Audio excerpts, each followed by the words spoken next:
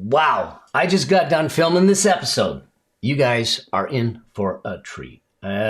Listen, when we become entrepreneurs, when we're trying to build a business or when we're trying to make money and build wealth and wealth creation, often we sacrifice the things that are near and dear to us, our family, our loved ones, our health, okay, for the sake of it. And we think we're doing the right things. Well, Liz and I have some frank, open conversations around entrepreneurship and the family unit and how to bring it in, how to do it the right way, and to make sure that we're not sacrificing the things that actually matter most to giving you the rich life, as we talk about in the Affluence Blueprint, the richness in life versus just wealth and money. All right. So this episode with Liz is incredible. I hope you enjoyed as much as I did doing it. She's an incredible soul and a bright shining star making a difference in the world. And she's going to make a difference in your world. See you in the episode.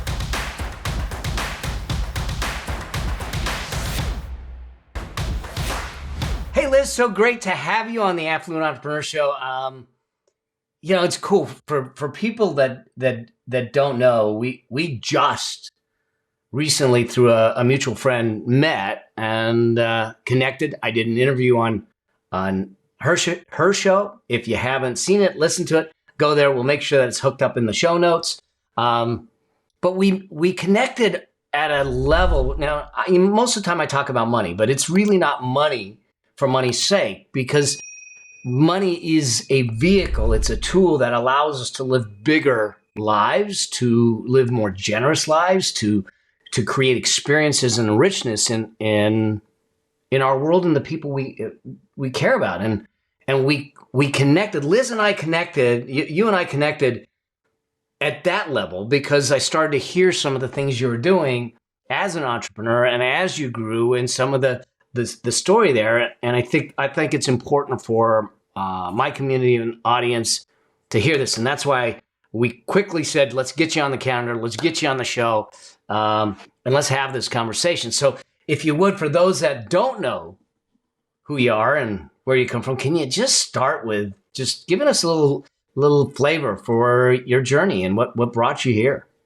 Yeah, thanks for having me on, Mel. I've been buzzing since we had that conversation for my show, because it's such a breath of fresh air to connect with people, peers that are really making an impact outside of just the financial focus and giving so much meaning to that money. And it was just something that I resonated so deeply with, and a journey that we're walking right now as a family. I am a mom to 3 young kids. So we're in the thick of it. We're in, neck deep in crazy, my husband and I, and we live on a little hobby farm out in Wisconsin, but don't get it twisted. I'm by no stretch a farmer. We're figuring it out as we go. I kill almost every plant or thing that I try to So grow. Is it a hobby farm because it's just a hobby and it's not a business? Is that why they call it that? Because listen, I'm a city boy, beach boy. Don't put me anywhere close to a farm or planting. We have no clue what we're doing, Mel. It's so hysterical. So we actually went on this trip to California when I was pregnant with our second baby. So it was just my husband, me, and our oldest, Jack. And we stayed on this farm it was just picturesque out in wine country on like 400 acres. We had all these animals, and we're like, man, the peace here is so amazing. And we were living in the city at the time. We lived in Boston. I'm from out east. And we just craved a more simple way of life. So when I say hobby farm, it's because we have chickens and a dog, 3 crazy kids, and a garden that I'm trying to keep alive. And we had an intention of getting like cows and stuff. And then we realized, oh, wait, we don't want to do the work required when you do that. So it's kind of a hobby. It's kind of a, just keep it alive as best you can kind of situation. There you go. Sorry to derail you. That's okay. So out here on this lovely hobby farm, we also run our business, which is called the Luminary Leadership Company. And I've been doing what I do for 10 years now, and it's evolved quite considerably since 10 years ago when I got my start in entrepreneurship. And our primary focus is really working with all different level entrepreneurs, but we work with a lot of higher level entrepreneurs, people that have already seen success in their business. But the common thread for many of them is they get to this place where they're their no strategy is not enough. We've helped them grow and scale, and that's awesome, but they're capped by their own leadership. How much are they willing to grow into the person that they have to be in order to carry this mission out? And secondarily, and primarily for us, I guess I should say, the passion and the call on my heart, on my husband's heart, what we've been led to is really mentoring these entrepreneurs for the sake of the family. We see entrepreneurship as such a gift. I grew up in an entrepreneurial family, which I'm sure I'll go into a little bit more. But so many of my gifts and the things I learned and the wisdom that I witnessed over the years was through the power of entrepreneurship. But what can often happen is, despite the fact that we get into business for our families, some people call it a why or whatever, it ends up being at the expense of our families because we're head down working towards some goal, whether it's financial. I know that's what you work with a lot of people on, or what they come to you talking about. But we were talking about this before we hit record. If that dream, quote, dream has to come at the expense of what matters most, something's wrong. And ultimately it hurts the entrepreneur, right? We're not going to feel fulfilled. And we think it's the next goal or the next 7 figures, the next whatever, when in reality, it's if we were bringing the same level of intention into our home that we brought to our business, everything would change for us and for our family. So a lot of the work that we do is around supporting entrepreneurs in what we call success in business, legacy at home. How are you making sure it's not about balance, it's about intention? And how are you ensuring that you're raising up the next generation of leaders that are sitting right there at your own dinner table? So good. So good. There's so many places that I can go with this, because I think it's an important conversation. Now, curious, the reason you're here, is it because you ran into this issue? You saw that was okay. 100%.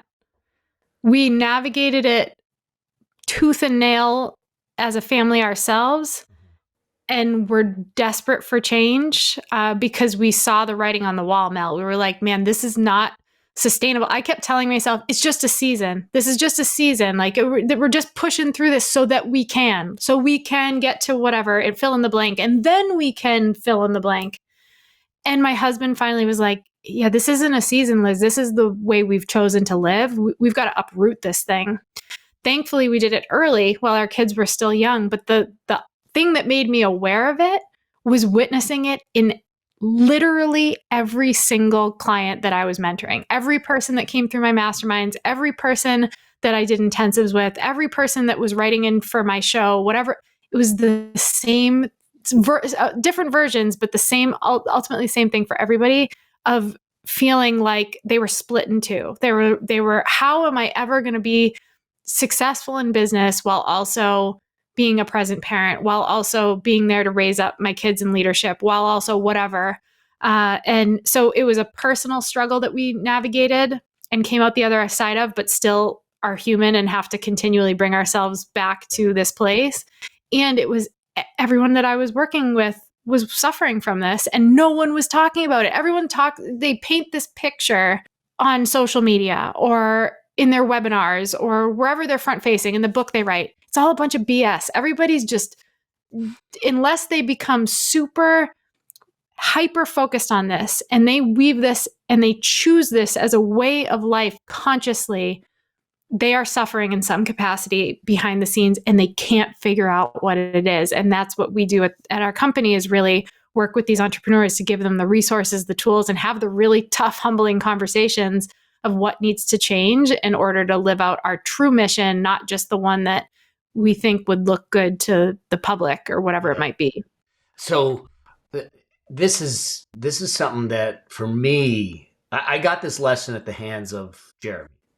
When he was 6, because I was doing what most entrepreneurs do. I was working hard. I was digging in. I had just gotten pushed out by my partner, so I was starting over. And he drew a picture of me at 6 years old and came running in and said, Daddy, I drew a picture of you at school today. And he was excited. He was elated. And I bent down, I grabbed this picture, and it was a picture of me in front of 2 computer screens with a phone in each ear. And I said, oh my God, I'm totally screwing this thing up. And it would have been easy for me to say, but dude, this is for us. This is for our future. It's how we pay the bills. It's how we get to do the things that we do. But the fact of the matter is the picture told the whole story. We weren't doing the things that we were supposed to do. He didn't see me as a dad. He didn't see me as a role model, at least the kind of role model that I wanted to be.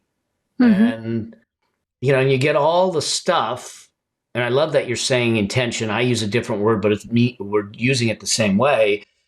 Because then a lot of people got in my head and said, oh, Mel, you got to get work-life balance. Well, work-life balance means that you've got two counterbalancing weights playing tug-of-war all day, or more than two.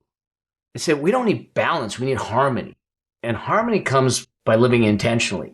And so hearing you say that and go, that's it, because I don't know. For me as a parent, especially as a single parent, when I was raising him, it's the greatest gift that we're given and it's not just a gift to us, it's a gift to the future of society, because our youth is going to grow up and that whole family unit, we sometimes seem to sacrifice it for the sake of what we call success or for the sake of money. And I mean, I watched so many people just destroy health, lives, relationships, families because of money. And I know I'm a money guy, but I'm not a money guy for the sake of money. And if someone wants to talk about, hey, how do I make money? My first question is why? And so when someone comes to you or when you hear that, what's one of the first things that they should be thinking about doing? Because I know you're going to get resistance. I mean, most of them go, well, I can't do that. Mm-hmm. So, I mean, how can they start to navigate this to bring what I call, instead of wealth into their life, richness into their life? Right. Yeah. There is resistance, because the first piece of resistance is, oh, well, it's different for me. Or that's not really, we're just in that season, or, well, the reason we're operating this way is.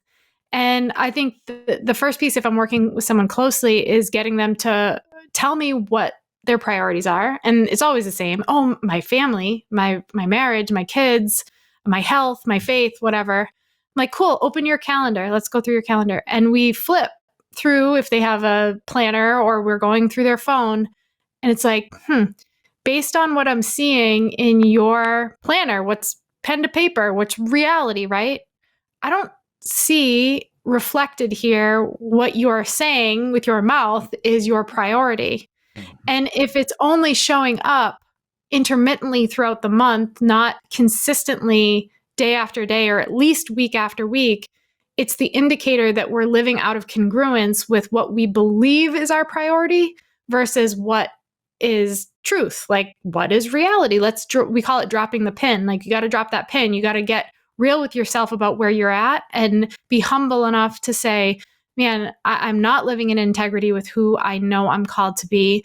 And I need to shift that. And the shifting it, we do an exercise called finding your true north. And I really encourage the entrepreneur to bring their family into this conversation, whether it's their spouse or their kids. Even if their kids are young like mine, Michael and I, my husband and I, brought the three crazies into the equation to have this conversation, because it's a lot of discussing what are our values as a family and really defining them, not saying, oh, it's faith. Okay, well, what is faith to you? And what does that look like when it's being lived out in your family? That could be different in your family versus someone else's. And what is health? And how is that defined? And when are you living in alignment with health? And when are you living out of alignment with health? So really giving definition to these things, and then looking at the season you're in as a family and saying, what are our priorities in this season? And when you have this, there's a lot more to it. But when you have this true north, you have this guide, it makes it so much easier, Mel, to juxtapose really anything you encounter, whether it's a decision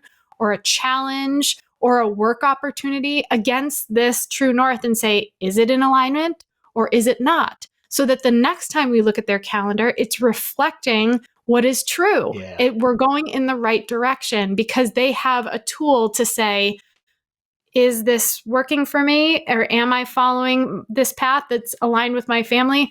Or am I over here in my own lane? And I think that's the plague of today's entrepreneurial society, is we've become this narcissistic, me culture.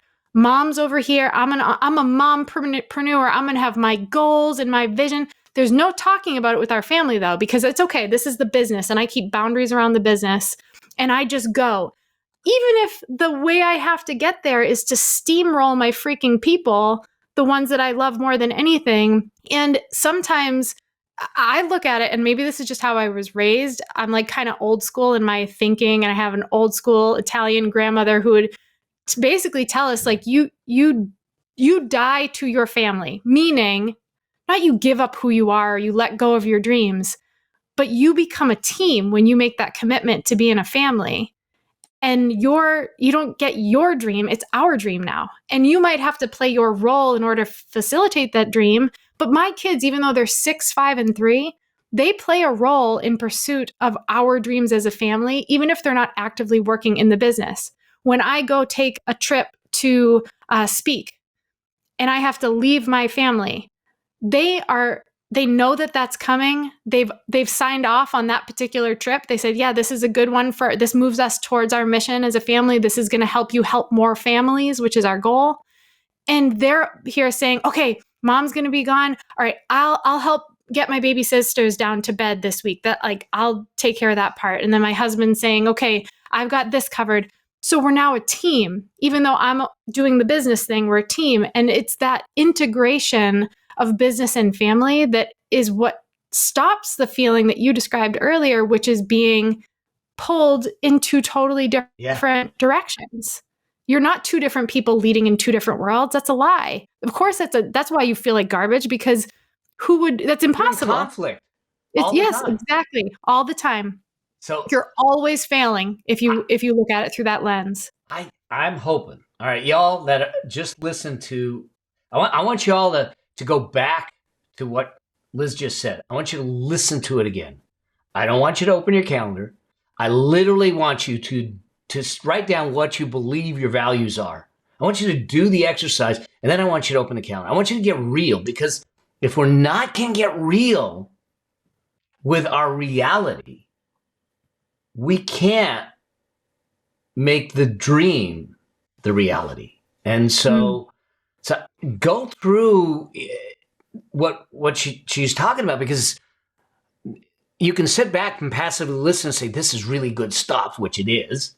Or you can become active and use your feet, use your actions to demonstrate the priorities that you say, the values that you say you have, to make that happen. And so I'm going to invite you, I'm going to implore you, I'm going to urge you to do that going forward. And I love the way you said you enrolled the kids, because I'm one that tells, people say, well, when, should I talk to my kids about money? I don't want to talk to my kids about money. I started paying Jeremy a commission at 10 years old, 11 years old, to start teaching him about money. He would go to my wealth strategist meetings with me. We'd have conversations around money. And it's like, but I was raised in a house that you don't do that. It's impolite. Don't ask about salary. Now, he didn't know all the numbers, but he started to understand the thinking. He felt valued. He felt part of it. And then the other thing that came up for me is that I was a single full-time dad. And I traveled and I spoke, and I still travel and speak. But I knew for him, because of the picture, he needed some level of consistency and some level of understanding. And so we ended up creating a calendar. And the red zones in the calendar were immovable and his. And he knew it. And so he always knew, and he always knew that he was a priority. And if he needed something, there's nothing on the calendar that wouldn't get canceled. And yet I think that there's a lot of times there where it's easy for us as entrepreneurs to use the business as an excuse, to use honey, I can't come home, I'm going to work late tonight. And you take for granted that they'll just be there. Yeah, you're totally right. It's so easy. To me, there are two reasons it's been easy for me to fall into this trap. The first is when I pour into my business, I can control it. I can turn the dial and I can experience and witness the fruits of my labor. When you've got 3 toddlers, you can pour in till the cows come home and there can be no fruit. You're like, where's the fruit? I'm pouring in and these kids are going in 3 different directions and it's hard. I can't control it all the time. And it's not my sweet spot, like being a mother is, but influencing these kids that just are going in all different directions, it's a lot harder. So that's the first thing. And the second thing is, I know they'll be there at the end of the day, like you said. So I can have one more really, busy month, right? Like they're still they're kids, they're still going to be there. They forgive me. They're always really just loving and forgiving of me not showing up the way that I should. They're not going to hold it against me. And I do that. But then 1 month turns into 2, turns into 3, turns into 4 years, 5 years, and you're years down the road and you realize, man, I was there, but I wasn't really there. And what was it really for? Because I guarantee this is something really powerful that we're going to be doing we're hosting an event this summer. It's called Camp Luminary. It's the very first camp for entrepreneurs and the leaders they're raising. It's for entrepreneurial families to come together to this camp. And we are going to have some tough conversations, both facilitating what the parents hearing what the kids really think and feel, and the kids hearing from the parents why they do what they do and why, they're an integral part of it. But one of the things I can guarantee when we do this at this event, and we ask the kids, would you rather live in that beautiful beach home someday because mom and dad are working so hard to get you there? Or would you rather, have be in that private school that they're fighting so hard to keep you in? Or would you rather something else? And just open the floor to like what the kid really wants from their parents. It has nothing to do with things. No. It has nothing to do with things. It has everything to do with their connection and time and attention and care and love. And I know your listeners, I'm sure they give those things to their kids, but sometimes we put too much energy into someday, what we're building for someday, forgetting that 99.99% of it is the journey with the people we love and that we will look back on. Legacy is such a big thing for me, coming from a tight-knit, multi-generational family. My mom was first generation, my dad was first generation. So we have those like deep roots and culture. And when people ask me about me, I don't think to say like, oh, I'm Liz, I do this, this, and this. I think, oh, I'm the daughter of, and I explain like where we come from, like those roots. That's how we were raised, with those roots. And I think sometimes we lose that now because of how we compartmentalize and we're all about ourselves, and we disconnect from those roots of the family. And everybody's, even kids, they're in their own lane. They're on their track to college, and this one's on their track to play professional sports. And this one's, instead of coming together as a family and saying, all right, do we have a vision together? Are we honoring our values in pursuit of that vision? Are we aligning with our priorities in this season as we pursue the vision? And I think it would make all the difference in how we feel. Like how many people do you know, Mel, that are busting their butt and by metric standards, they are uber successful, but they don't feel like it. Something is still missing. They're setting yet another goal thinking that, oh, it must be the next financial benchmark that I'll finally feel successful. That's not what's missing. No, they're missing what's missing is literally right under their nose. Yeah. It's that connection and that integration that would change everything for them. It's so true. I got an associate. I wouldn't even call him a good friend because of his values, but he's very wealthy, like probably close to $500 million wealthy, 5 airplanes. Lord knows why you need 5. There is no passion in the man unless he's on a conquest, unless he's and his health sucks. His marriage is falling apart. His relationship with kids is non-existent. His team works there because he pays them well. And I just know, to me, if I'm going to be an entrepreneur, the idea of creating wealth, the idea of having money is an outward idea, not from a show standpoint, but from a generosity standpoint. Yes. It's to allow me to give more of myself by choice. And yeah, I can write a check too, but I can have the option to give of myself, the option to say, you know what? In this season, I'm going to spend a lot of time here with you. I'm going to walk with you. And that's the real reason we need the money. We don't need the money for the money's sake. We need the money to make sure we have the moments. But if we absolutely scrap the moments on the journey to the money, we can never get the moments back. That's it. And so I hope people start to understand and start to look at it through those eyes. I'm curious. You started this transition in your business and your family and everything. How did that change the success in your business, the profitability in your business, and your life at home?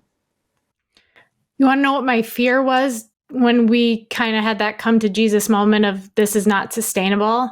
My thought was, oh, I'm going to have to take my foot off the gas to make this work. Like, I'm going to lose what I built. And I take a lot of pride. I love what I do. Like, it is such a piece of who I am. And you know what happened?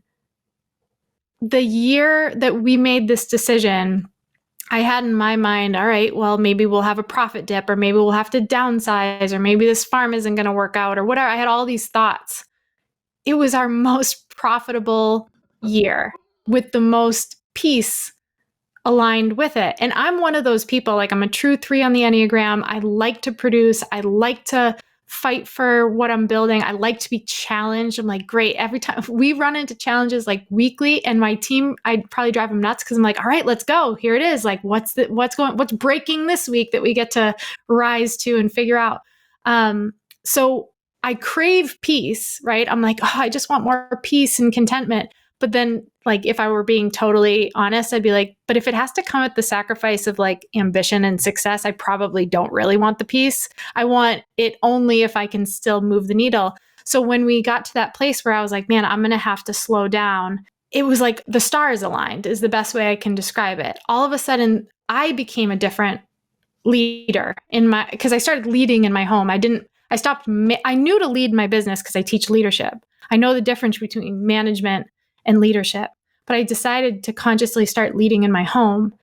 And that was the birth of so many of these programs we now have that are supporting entrepreneurs in raising leaders. Like, all these things came from saying yes to what was right for us and what was true for us. And I've been saying a lot lately, you know, sometimes we encounter things and they're really hard. Like, they truly are hard. It's a slog. Like, it's tough stuff. Yeah. But there's nothing wrong with hard if you kind of elevate yourself up out of the weeds of what's hard for a minute and you look at why you're doing it and the mission, and that feels light. Like, it feels like bright and beautiful, and you just know in your soul it's for you. The problem is not hard, it's when it's heavy. So like, to me, the perfect equation is hard because that means you're being challenged and you're growing, and it's probably for you, and light, meaning it's not necessarily easy, but it's light. It's like beautiful when you think of it and you know you're called to it. The bad equation that a lot of us fall prey to or just kind of allow ourselves to step into is the equation of it's easy, but it's heavy. Like, when I worked in corporate, I could do it in my sleep. It was easy, but it was so freaking heavy. I hated it. It was not for me. So I think the more that we can pursue things that challenge us and that are hard, but they're light, that was what that transition was for me. It was really hard to shift how I operated in the day to day, but I knew in my heart it was the right thing. And my business blew up because I was aligned. I was doing what was right for me, and I was living in integrity with my values. And it was something that I hadn't been doing in a long time. Interesting. So, and I think that coming through what we've come through, this whole pandemic shutting down, it's caused us to re-examine our lives. Some of us, and a lot of us. It certainly has caused us to question our lives. But I think that there's still there's still some folks that are sitting back saying, yeah, I question it, but I don't have control of it. I don't have the ability to make the decisions. I argue that I actually don't believe that. And maybe I'm idealistic. Maybe my head's in the clouds. But there's plenty of examples of people who came from nothing, people who lost everything and were able to find something new and anew. I'm hoping that through our conversations and your work, and I want to talk more about that too, is that people find the angst inside of them, that yearning inside of them to say, there has to be a better way, but to also be willing to take the steps, even though it's like, I think about it as you get a splinter and you don't get it out in time, and it's festering and it's painful and it's red and it's pussy and it's like, now I'm grossing everyone out. And you got to dig it out. And the digging of it out is painful. But as soon as it's out, there's this immediate relief. And I can imagine, I know for me, once I figured it out with Jeremy after the picture and everything, it was the same freeing feeling, because I knew that I was doing the right things the right way to make things happen, and I wasn't just chasing a metric and everything. So I'm hoping that it really sparks them. And you mentioned an event, and you're doing this event coming up in a few weeks, basically. Yeah. Okay. Yep. And it is primarily to do this. To me, it's reunification of an entrepreneurial family and their dreams and their visions and their passions and what richness in life is meant to be. Mm-hmm. Tell us a little bit more about this thing, because when I heard about it, it's one of the other reasons I wanted to bring you on the show, because I think this is such an important lesson for entrepreneurs to get, because if our sole why is chasing the mighty dollar, the mighty pound, the euro, whatever your currency is, it's an empty journey. Oh, you're so right. And it's the driver behind all that we're doing right now. To me, I look at this more like a movement than, we have a business, and that is true. And I love that business. But this event, it's a free virtual event that we're hosting, and we're calling it a rally cry, because to me, it feels more like a call to arms for people who will resonate with this message and feel in their bones what I've felt and what I know a lot of other people have felt. And they're ready to do something about it. Because the reality is, Mel, is there are plenty of, webinars and different things out there. It's like 3 steps to do XYZ. I can't make that promise. What I can say is, I know what I didn't want anymore, and I know what I'm ready to pursue. I'm done feeling split in two. I'm done making the very risky assumption that society or the school system is going to raise my kids up in leadership, because they're not. I'm done being, enslaved to my business in a way that's not healthy. But I understand that people are done with that too, but they don't know the how. So a big part of this rally cry is for those entrepreneurial parents out there who do feel spread thin. They feel so hurried. They're witnessing it being modeled by their children. Maybe their kids are just as addicted to a device as we are as entrepreneurs, having to do our job, but it's under the guise of being for our family, so it's okay. And we want to bring home the truth that successful entrepreneurial parents can grow their dream businesses and build a legacy while raising happy, thriving kids. And you don't have to do it leading 2 separate lives. In fact, we're going to walk you through a process, what we call going from a spread thin or a split in two entrepreneur to a founder family. It's no longer just you on this mission over here in your own lane, and then you got your family over here, and you switch hats when you jump between 2 worlds and you constantly feel like you're dropping the ball in both. You are now going to integrate with your family. They're going to become a part of this mission. Even if, again, I don't want to misspeak and make it sound like, oh, I'm teaching you how to teach your kids how to work in your business. That's not what this is about. But a founder family is a family that has chosen to come together to eliminate the hurry, and to really build the structure within their business that allows for more freedom and more moments and riches, as you say, while also having the tools and the resources and the conversations and the support to raise their kids up in the entrepreneurial spirit and raise their kids up to be thoughtful and innovative leaders, people who are willing to kind of break the mold in a society that tells us just to shut up and get in line and get B's across the board and everything and don't pursue your passions. And we want to really break the mold on that. And that stems a lot from my upbringing. I was blessed to be raised by two entrepreneurs. My mom's still in business today. My dad just retired in his mid-70s. And my grandparents, both entrepreneurs, and my aunts and uncles. And as a kid, I didn't think anything of it. But in retrospect, I have such a respect for the fact that I grew up very differently than my peers. Yeah. Being a small business family is not the same. It is, you take a risk, you break the mold, you break the rules, you pursue your heart, you integrate hopefully your strong, good values into your business to make your impact in the world. That's a completely different life. And I had that.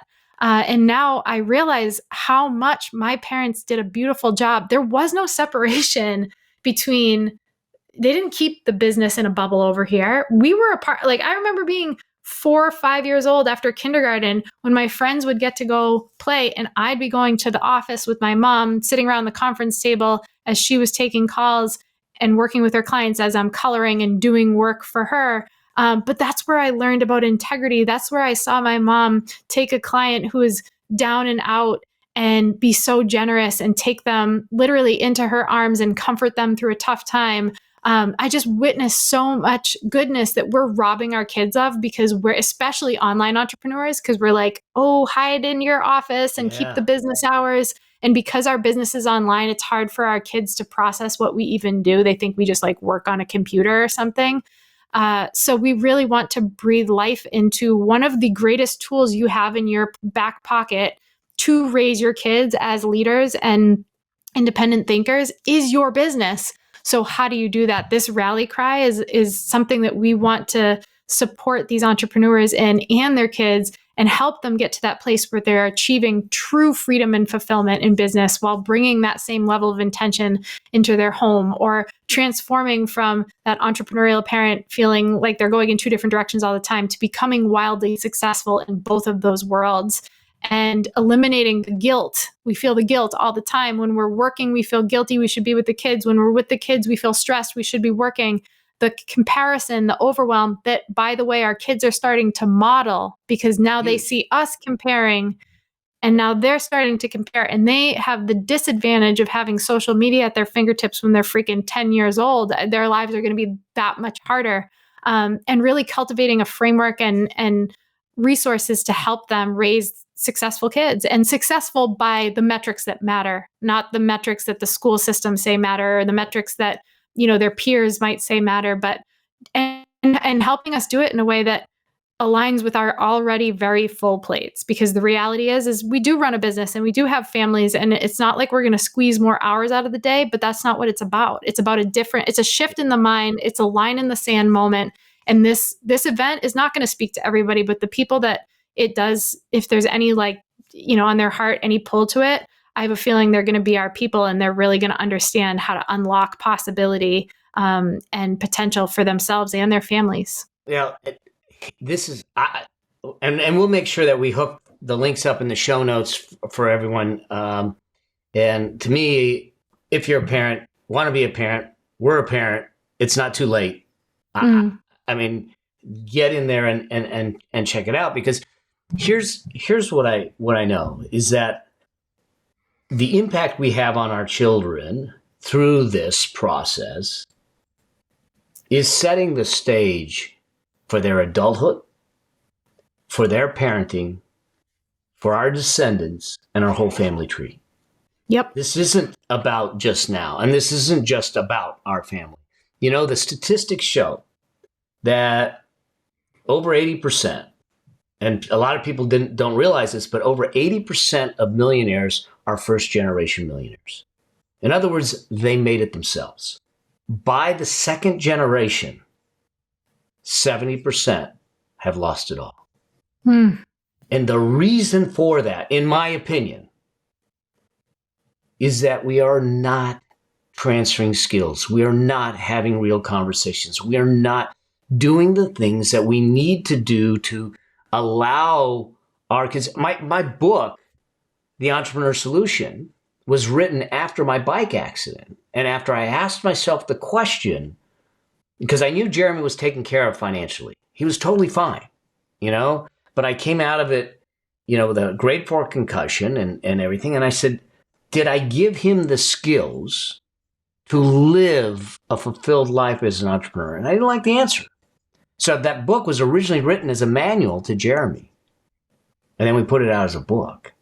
And I think that it's an important thing for us to start to think about moving forward, is that if you're going to pour your heart and soul into a business, it is not more important than the heart and soul that you need to pour into your family. Yep. And if we're sacrificing it along the way, it's a challenge. It's a challenge. And I think that it's something that will haunt us as we continue to grow and get older. I remember, so Jeremy was 16. So he was 6 when he did that picture, 16 years old. And I don't usually tell this part of the story, but he was at a football camp on Father's Day. Why in God's name they did a football camp on Father's Day, I don't know. But he sends me this image of and a quote of a father and a son walking at sunset on the beach, holding hands. And it said, he never told me how to live my life. He lived his and allowed me to watch. Got goosebumps. Yeah. And I go, wow, that's a different picture. And I think that if all of us made our greatest success our children, and we did all right while we're here, because I think we'll make the right choices, the right decisions. There's no room for greed. There's no room for selfishness. There's no room for just I. It's a different game that we play. I think you're spearheading a movement, like you said, that is direly needed in our society today. We're starved for leadership. We're starved for a different paradigm. We're starved for bringing that family back into a place where we are building something that is sustainable. I love the saying of, we're not leaving our world behind for our children. We borrowed it from our children, and we need to make sure that we give it back to them with interest. So true. It's so true. And it's, you talk about this idea, it strikes me, so much hearing that statistic about, 80% of millionaires are self-made and 70% of that is lost with the next generation from those millions. And it's, to me, I think of, I've had 3 babies, so I've gone through the 9-month gestation period, and there's a reason that it's 9 months. You know what I mean? Like, we all want to skip ahead in our lives. We want to get plucked up today. Hey, I have these big goals. I have this big vision. I just want to get picked. Why haven't I had it happen yet? It hasn't happened yet because you haven't become the person necessary in order to sustain the thing that you are craving, in order to achieve it, sustain it, and really pass it on to whatever's next. The same way in a pregnancy, God forbid if you deliver too early, there are problems. That baby is going to suffer the consequences of that because it didn't go through the full gestation period. And when I think about that impact of that next generation is, are we working so hard to build these businesses to make money, to buy things that they can have, or money they can have, or opportunities they can have, go to the school, whatever, but we aren't making the space and margin to raise them up into the leaders they need to be to actually receive it and sustain it. Yeah, it's so true. My dad has been gone 11 years next month. Actually 12 years next month. And I don't yearn for the stuff that he gave us. I yearn to hear his voice. And I think that's the thing we start to realize when we realize that what we're really here to do. And when we then appreciate those moments in time that we get to create, they're not just happening to us, but we get to create them. And as entrepreneurs, I think we have the ability to create them. Oh man, every step of the way, and by our own design, by our own choosing, by our own intent, as you put it. Yeah. And this is such a gift that you're bringing to entrepreneurship, to business, to wealth creation, and to society. So I can't wait to be part of it. I can't wait to see the lives shift, the people shift, and the impact that you're going to have. Something tells me it's going to be an emotional time. It's going to be an empowering. You're right. But it's going to be a great one.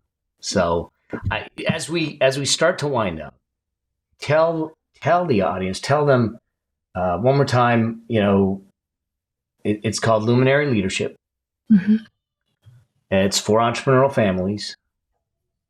What are the dates? Yeah, so the rally cry call is going to be May 10th and 11th. We have an evening call on the 10th. I think it's 7 Central. And then we have a late morning call on the 11th, depending on where you're located. It's going to be of May. So you have the opportunity to get your seat for that. It's a free opportunity to come and have this conversation. And I think people will walk away transformed and with some actual tactical things they can implement. And I know you'll link it, but it's going to be at luminaryleadershipco.com/Mel, and they can find their spot there. But that's going to be the 10th and the 11th. And we'll be sharing what we're doing about it. I'm not shy to say that we've shifted everything in business to dedicate our lives to this new venture to support these families because we think it's that important. I believe with my whole heart that small business and family are the heartbeat of this country specifically and a tremendous gift to other countries as well. And we want to do our part in supporting both. And we really believe that you can be wildly successful in both business and parenthood at the same time. But the truth is it's not even about being successful in both. It's just who you are. It's what you've been called to. So let's elevate you into who you need to be to have the tools and be equipped to do both incredibly well. I love that, Liz. And then we could go all on a whole nother tangent on this for a moment, but I think we'll leave it there, and maybe we'll have another conversation after. But I think that the reality is you're right. I mean, this is the heartbeat of our country and our world, and I think we need to get that heartbeat beating a little harder, and a little more love, and do it the right way. And I think there is no problem in the world, none, that is insurmountable when it's put in the hands of entrepreneurs. So, especially those that are generous and caring. Right. So, are there other places that people can follow you, people can find you and find all the richness and the goodness that you bring to the world? Well, thanks, Mel. I'm always twice a week over at the Luminary Leadership Podcast. So on Mondays, we launch an episode specifically for luminaries, entrepreneurs looking to grow in leadership and scale their businesses and to pursue a lot of the things we talked about today. And on Thursdays is our Raising Luminaries episode to support entrepreneurial parents in raising the next generation of leaders and entrepreneurs. So I'm always on there dropping as much value as I can, including having incredible guests like you on the show, Mel. And I'm also on Instagram at Eliz Hartke, ELIZHARTKE. And I love chatting with people. Feel free to reach out and connect.